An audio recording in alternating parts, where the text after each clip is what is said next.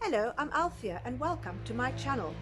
Today I have an abundance of granadillas. It's the end of the season and I choose to make two things with it, a granadilla curd and some beautiful granadilla cordial.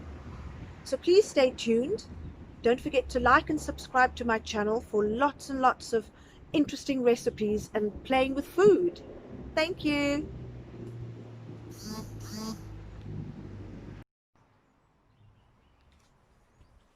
So our second recipe, involving the star ingredient of the granadillas, is going to be a beautiful granadilla curd. It's just such a versatile thing to have in the fridge. During season I have quite a few jars. Some gets distributed to friends and others kept in the fridge, and you can use it to put in a pastry shell, you can use it in beautiful phyllo pastry, you can use it just all over the place, on scones, on flapjacks. It's just magnificent.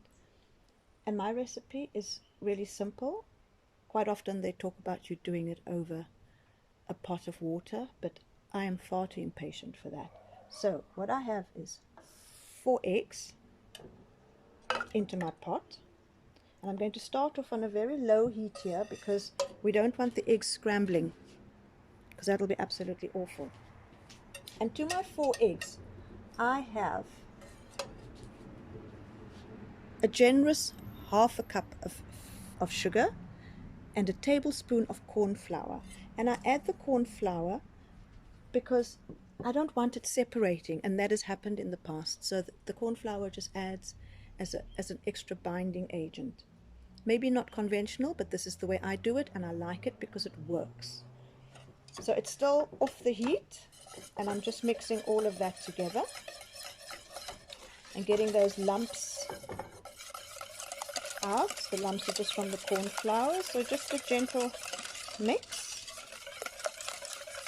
And it really is such a simple recipe.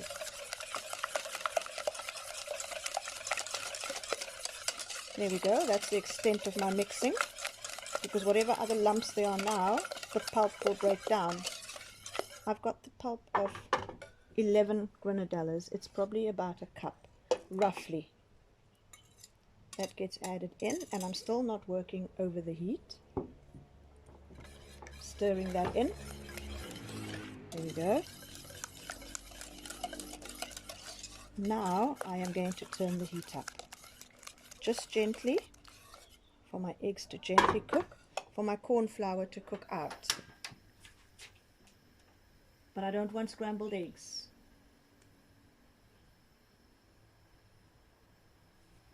There we go. And this involves quite a bit of time. It's an easy recipe, but you've got to stand and stir it. And that's also okay, because once again, we have all the time in the world.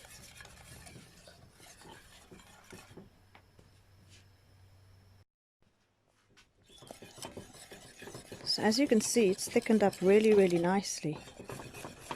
And a good way to test if it is thoroughly cooked through is just to take a little bit and taste it. And as long as you don't get that floury taste, it's good to go. So now to enrich this beautiful mixture in my pot, I add 125 grams of butter, little bit by little bit. The butter just makes it creamy. It gives it such a beautiful, how can I explain it? It's can't explain it. But so, just a few pats of butter at a time.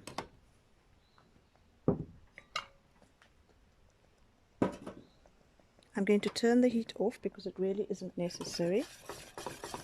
And I'm just going to work that butter in little bit by little bit.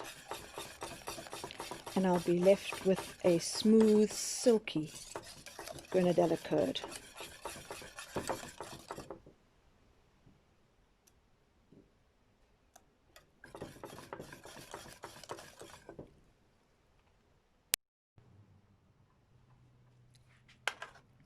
That is our beautiful, smooth, with pips, silky granadilla curd.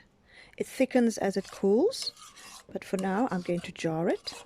It goes into sterilized jars, sealed, and again, it probably lasts in the fridge for about 3 weeks. So give it a try.